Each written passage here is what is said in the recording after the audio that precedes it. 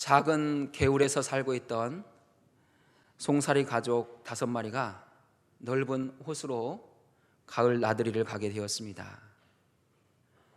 그 물을 헤엄치면서 도로에 달리는 자동차를 보고 구경하니 좋았습니다. 깊은 물을 마음껏 헤엄치고 다니니 행복했습니다. 근데 한참을 놀다가 보니 뭔가 이상하다는 것을 느끼게 되었습니다. 5명의 가족이 출발했는데 6명이 된 거예요. 그래서 아버지 송사리가 다 집합 모아놓고 살펴보았습니다.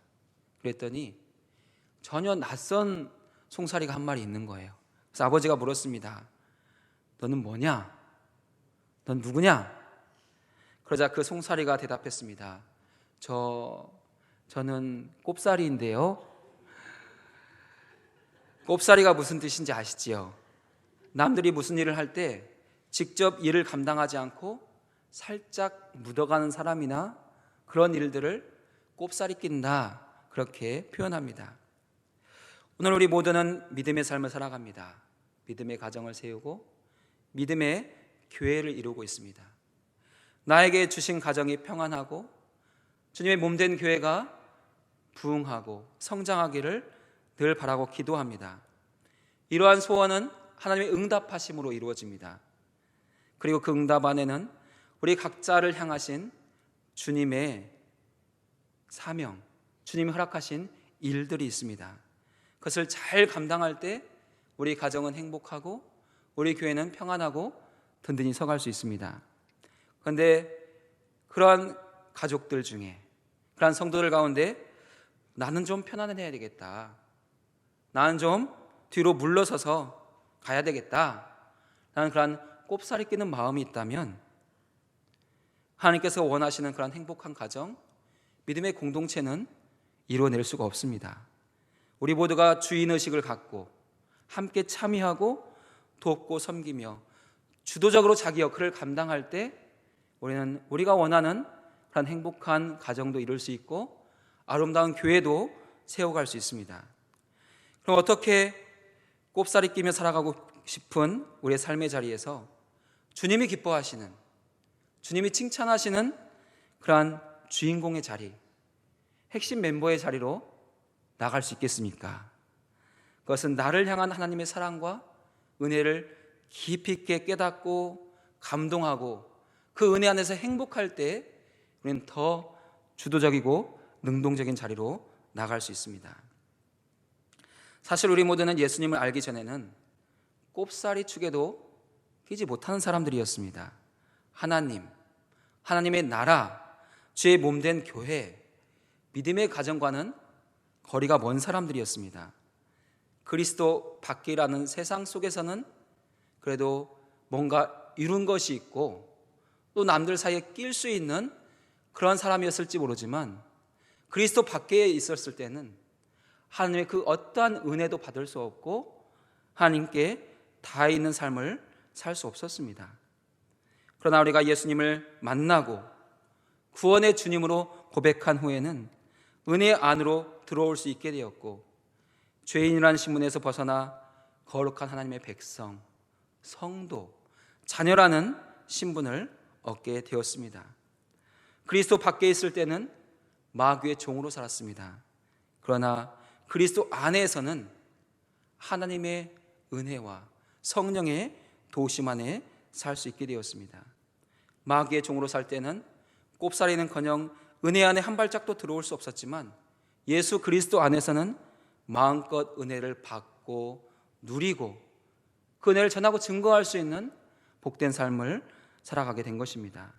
그런데 문제는 은혜의 중심에서 영적으로 풍성한 삶을 누리며 살아가야 되는 우리 성도들이 하나님으로부터 그리스도로부터 너무 멀리 떨어져 살아가는 사람들이 많다는 것입니다. 중심에서 은혜를 이루며 살아가야 되는데 마치 저 꼽사리처럼 저 변두리에서 주변에서만 살아가는 성도들이 너무 많다는 것이죠. 그리스도에 대한 믿음을 갖고 자녀의 신분으로 주도적으로 살아가야 되는 책임과 또 의무가 있음에도 불구하고 그렇게 살지 못하는 연약함이 우리 모두에게 있다는 것입니다. 하나님께서는 이 시간 말씀을 통해서 우리가 누구인지, 또 우리를 자녀로 보신 하나님은 어떤 분이신지를 알게 하시고, 그것을 깨달음으로 말미암아서 꼽사리의 인생, 주변의 인생이 아니라 은혜의 중심에 서는, 은혜를 이끌어가는 그러한 믿음의 성도들이 될 수 있도록 우리에게 말씀하고 계십니다. 그럼 우리를 종의 자리에서 아들의 자리로, 은혜의 자리로 옮겨주신 분은 누구이십니까? 모든 믿는 자들의 아버지가 되시는 하나님이십니다. 우리가 아빠, 아버지라고 부르짖느니라. 창조주 하나님, 영원히 찬양받기 합당하신 우리 하나님은 우리의 아빠이시고 아버지이십니다. 늘 우리는 하나님을 아버지라고 부르며 주 앞에 나아가 예배하고 기도합니다.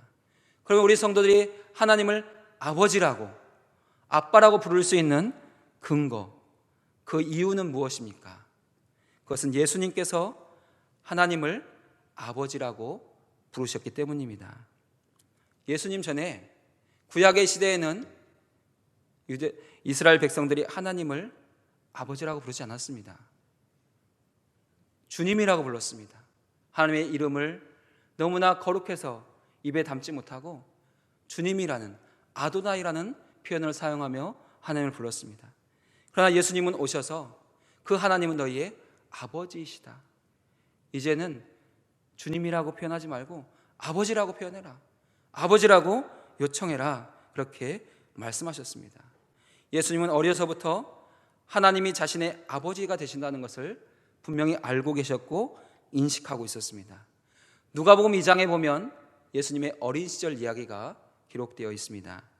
예수님이 12살이 되었을 때 유월절을 지키기 위해서 예루살렘에 올라갔습니다. 저 길을 다 마치고 이제 집으로 돌아갈 시간이 되었습니다. 그의 부모는 어린 예수님이 그 무리 중에 있을 것이라고 생각했습니다.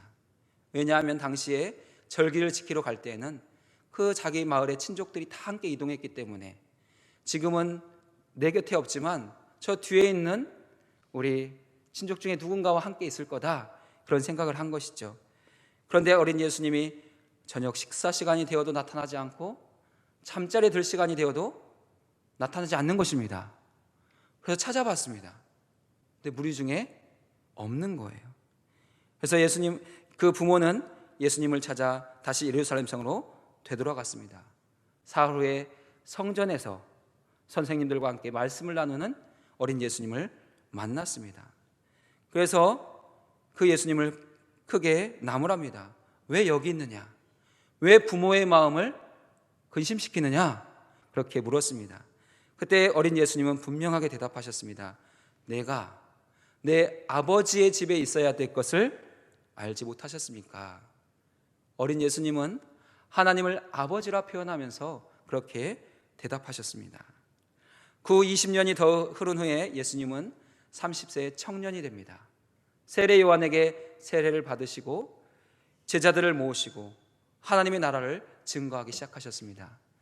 그때에도 주님은 계속해서 하나님을 아버지라고 표현하면서 제자들에게도 하나님을 아버지라고 부르도록 가르쳐 주셨습니다. 내 아버지는 곧 너희의 아버지시다. 제자들에게 하나님을 아버지로 부르는 것이 마땅하다 가르쳐 주시고, 너희가 기도할 때는 하늘에 계신 우리 아버지여, 하나님을 아버지라고 부르면서 기도해라 말씀해 주셨습니다. 예수님께서 하나님을 아버지라고 부르셨고 우리에게도 하나님을 아버지로 부르도록 가르쳐 주셨기 때문에 우리도 마땅히 하나님을 아버지라고 당당하게 부를 수 있고 마땅히 부를 수 있는 것입니다. 그러면 하나님을 아버지라고 부르는 우리는 어떤 존재입니까? 우리 모두는 하나님의 자녀입니다. 요한복음 1장 12절의 말씀을 잘 아시죠? 영접하는 자, 곧 그 이름을 믿는 자들에게는 하나님의 자녀가 되는 권세를 주셨으니, 우리 모두는 예수님을 영접했습니다. 그러면 우리 모두는 누구입니까? 하나님의 자녀입니다. 우리는 이미 하나님의 자녀가 되었습니다. 우리 아버지 되신 하나님은 자녀가 된 우리 모두에게 선물을 주셨습니다. 그것은 성령 하나님이십니다. 왜냐하면 우리가 예수 그리스도를 영접하고 하나님을 아버지로 부르는 자녀가 되었지만 그저 우리를 두시면은 우리의 연약한 믿음 때문에, 우리의 연약함 때문에 언제 다시 옛사람으로 돌아갈지 알 수 없기 때문에 우리 가운데 성령을 부어주셨습니다. 성령을 받았을 때 우리의 믿음은 온전해지고 더욱더 하나님을 바로 알게 되고 자신이 누군지도 분명하게 깨닫게 됩니다. 우리 14절 말씀을 같이 읽어보겠습니다. 무릇 하나님의 영으로 인도함을 받는 사람은 곧 하나님의 아들이라. 우리 모두는 예수님을 영접하고 그 이름을 믿고 있기 때문에 이미 하나님의 자녀입니다. 뿐만 아니라 아버지께서 보내어 주시는 그 성령을 받았고 그 성령의 인도함을 받고 있기 때문에 또한 우리는 하나님의 자녀입니다. 예수님을 믿을 때, 예수님을 영접할 때 우리를 의롭다 여기시고 그리고 하나님의 자녀 삼으시는 그 아버지의 사랑도 귀하지만 더 귀한 것은 우리의 육신의 마음과 생각이 연약하기 때문에 언제 어떻게 변할지 알 수 없어서 우리를 돕기 위해 성령을 보내어 주신 그 하나님의 사랑은 더 크고 귀하다고 할 수 있습니다. 하나님은 예수 그리스도 안에 있지만, 우리가 예수 그리스도 안에 있지만 우리의 마음과 생각이 언제 변할지 알 수 없다는 것을 잘 알고 계셨습니다. 그 모습이 12절에 기록되어 있습니다. 우리 12절 말씀 같이 읽어보겠습니다. 그러므로 형제들아 우리가 빚진 자로 돼 육신에게 져서 육신대로 살 것이 아니니라. 사도 바울이 로마 교회 성도들에게 이렇게 권면하고 있는 것은 당시의 교회, 당시의 성도들이 육신에게 져서 육신의 삶을 살고 있었기 때문입니다. 이 사실을 너무 잘 알고 안타까워하는 바울은 육신을 이길 수 있는 방법이 영이라는 것을, 그것도 죄와 온갖 더러움으로 추해진 그리고 굳어진 우리의 영이 아니라 아버지 하나님께서 보내어 주신 그 성령의 인도함을 받을 때 우리가 육신에게 지지 않고 승리할 수 있다는 것을 잘 알고 있었습니다. 그래서 바울은 계속해서 영의 인도함, 성령의 사람을 교회에 강조하고 또 증거하고 있는 것입니다. 우리 성도들은 하나님의 영, 성령으로 인도함을 받을 때만 육신의 행동, 몸의 행실을 죽일 수 있습니다. 몸의 행실은 우리가 마음 먹는다고 쉽게 죽일 수 있고 또 버릴 수 있는 간단한 것이 아닙니다. 우리 육신이 갖는 소욕은 매우 대단합니다. 육신의 정욕, 안목의 정욕, 이생의 자랑은 우리가 쉽게 이길 수 없습니다. 저 같은 경우에도 영으로는 영적인 양식에 대한 갈급함이 매우 크고 사모함이 많습니다. 성경을 1년에 1독이 아니라 상독도 하고 싶고 5독도 하고 싶고 10독도 하고 싶은 마음이 있습니다. 영적인 양식을 늘 먹고 마셔야 된다는 생각은 있지만 잘 실천이 되지 않습니다. 그러나 육신의 양식에 대해서는 늘 귀가 열리고 몸이 반응합니다. 누가 밥 먹으러 갑시다 하면 모든 하던 일을 다 멈추고 내려놓고 바로 일어섭니다. 그렇게 늘 육신이 원하는 것은 너무나 빠르게 반응하는 제 모습을 보게 됩니다. 저희 집에서 며칠 전 아들이 우연히 제 옛날 사진을 찾아가지고 왔습니다. 그리고 이게 누구냐고 물었습니다. 전 제 사진을 보면서 누군지 몰라볼 뻔했습니다. 15년 전 사진이었는데요, 지금은 얼굴이 반쪽이었어요. 그래서 제가 그렇게 얼굴이 작을 수 있다는 것을 미처 이해하지 못했습니다. 전 제가 원래 얼굴이 큰 줄 알았거든요. 근데 옛날 사진을 보니까 옛날 사진 얼굴이 큰 게 아니에요. 너무 잘 먹고 너무 많이 먹어서 얼굴이 커진 거죠. 그래서 요즘에 저를 아는 집사님이 저를 만나면 목사님 지금도 얼굴이 크시는 것 같아요, 그런 농담을 할 때가 있습니다. 그것은 이 육신의 소욕에 너무 잘 따라가기 때문에, 육신의 소욕으로 살기 때문에 계속 얼굴은 커지고 몸은 살이 찌고 그런 거죠. 근데 영적으로 내 영의 주의 말씀을 사모하고 갈급할 때 그 말씀을 내가 읽지 않고 그 말씀을 묵상하지 않기 때문에 영적으로는 더 갈급해지고 더 피폐해질 수 있다는 것입니다. 우리가 육신의 소욕만 따라가다 보면 영혼은 굶주리게 되고 죽음이 따라오게 되어 있습니다. 마귀도 이 사실을 잘 알고 있습니다. 이 사실을 잘 알기 때문에 예수님을 시험했던 것처럼 늘 우리를 시험합니다.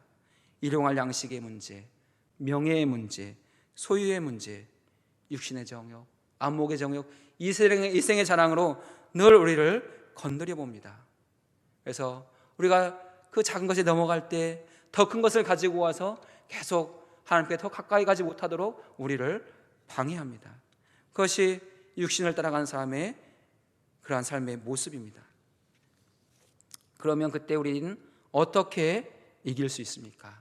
하나님의 영, 성령으로 충만함을 받으면 이길 수 있습니다. 우리 13절 말씀을 읽어보겠습니다.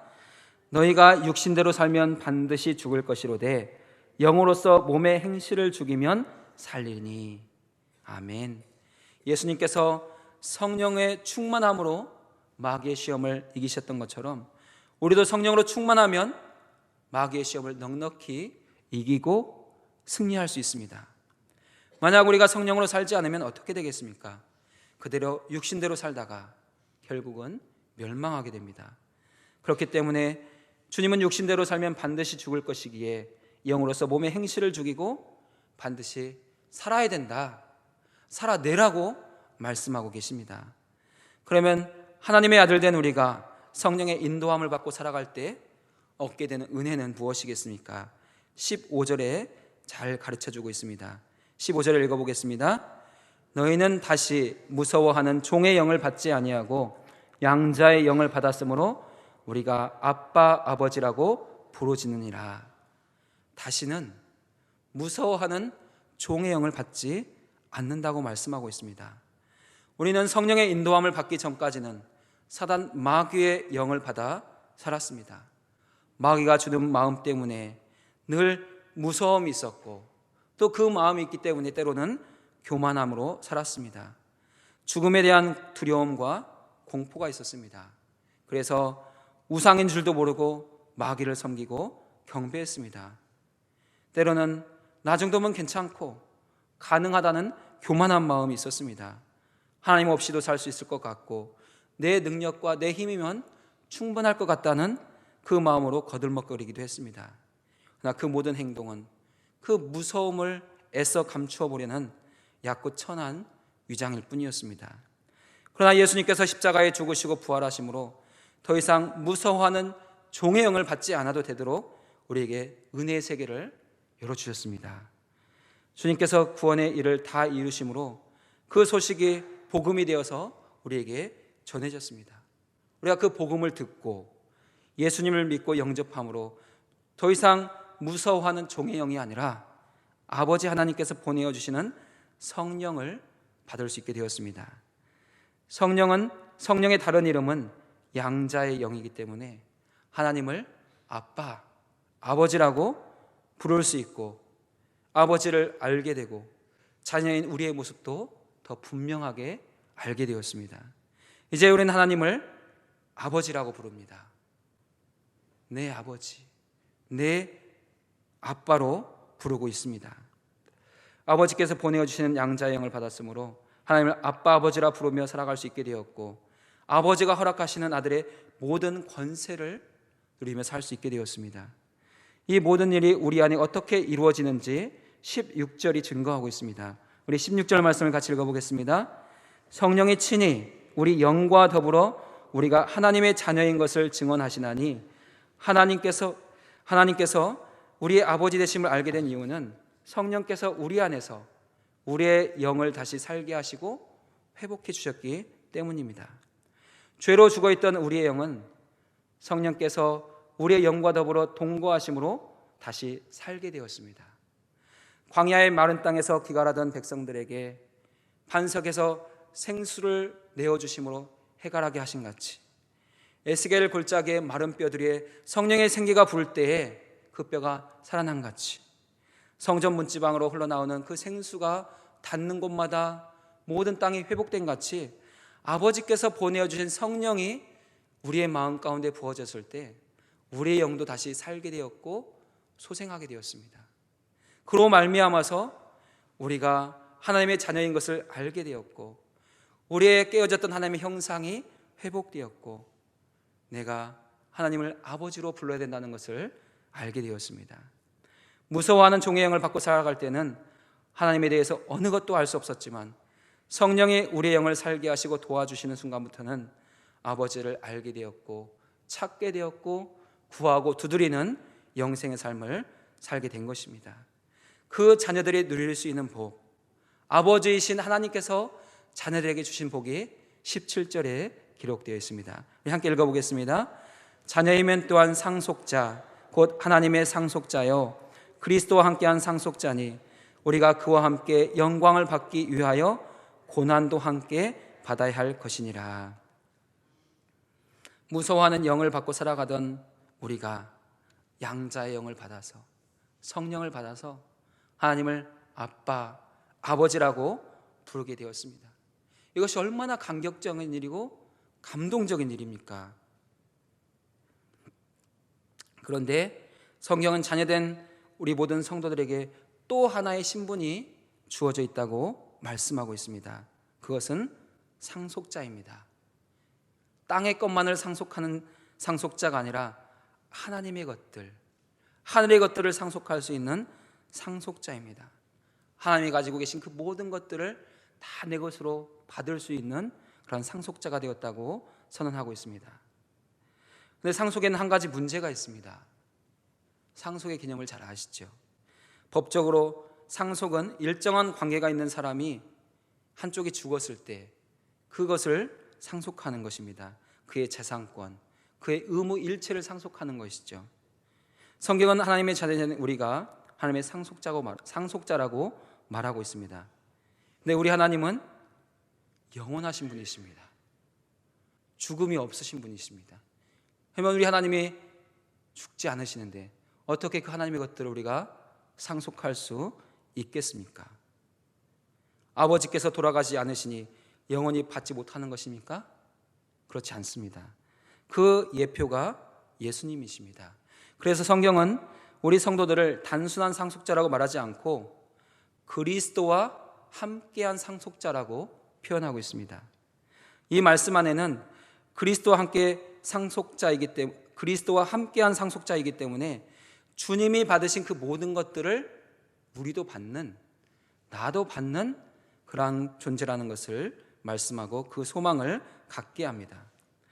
우리는 주님이 죽음에서 부활하시고 승천하심으로 영광을 얻고 나신 후에 어떤 모습으로 무엇을 상속했는지 이해함으로써 장차 우리가 하나님의 나라에서 받게 될 우리의 상속 지분을 확인할 수 있습니다. 예수님은 아버지의 나라, 천국에서 무엇을 상속했다고 늘 말씀하고 있습니까? 영광을 받으셨다고 말씀하고 있습니다. 우리가 그와 함께 영광을 받기 위하여 그렇게 표현하고 있습니다. 예수님이 이 세상을 떠나 다시 천국으로 되돌아가셨을 때 얻으신 가장 큰 상속은 태초부터 가지고 계셨던 그 주님의 영광이 회복되는 것이었습니다. 아버지 하나님과 함께 모든 천지 만물을 창조하셨던 그 말씀으로서의 영광, 아버지의 품에 계셨던 독생자로서의 영광, 그리고 사단의 모든 권세와 그 결박을 깨뜨리신 승리자로서의 영광, 모든 믿는 자들의 구주가 되시는 주님으로서의 영광, 하늘을 두루마리 삼고 바다를 먹물 삼아도 다 기록할 수 없는 그 영광을 우리 주님이 얻으셨습니다. 그래서 우리가 그리스도와 함께한 상속자이기 때문에 우리도 아버지의 나라 천국에 갔을 때 그 영광을 우리도 얻게 된다는 것입니다. 주님은 영광 받으신 후에 주님이 영광 받으셨기에 우리도 영광을 받게 됩니다. 그것이 아버지의 약속입니다. 주님이 영광 받으신다는 것은 그 곁에 나도 함께 서서 영광 받게 된다는 그 약속입니다. 그것을 기억하면 가슴이 설레지 않으십니까? 나도 천국에 가면, 아버지의 나라에 가면 내 주님 옆에서 그 모든 영광을 함께 받는구나. 이 설렘이 있으면 빨리 천국에 가보고 싶지 않으십니까? 그런데 조금만 참으셔야 됩니다. 우리에게는 아직 할 일, 이루어야 될 사명이 남아있기 때문입니다. 그래서 오늘 말씀은 사명의 다른 표현을 고난이라고 말씀하고 있습니다. 사명을 감당하다 보면 고난이 따라오는 것을 피할 수 없기 때문입니다. 우리가 그와 함께 영광을 받기 위하여 고난도 함께 받아야 할 것이니라. 주님이 그 고난 당하심으로 하나님의 상속자가 되었고 아버지의 나라에서 영광을 받으신 것 같이 우리도 주님께서 우리 간에 맡기신 그 사역들을 감당하며 그 고난을 이겨낼 때 우리에게도 영광이 주어지고 얻게 된다는 의미입니다. 우리는 아버지의 자녀로서 우리에게 주어질 상속을 위하여 고난도 두려워하지 않고 힘껏 싸워 나가야 합니다.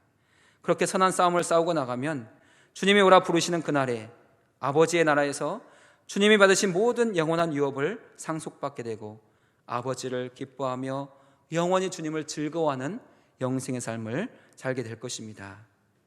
하나님이 나의 아버지이심을 날마다 기뻐하고 찬송하십시오.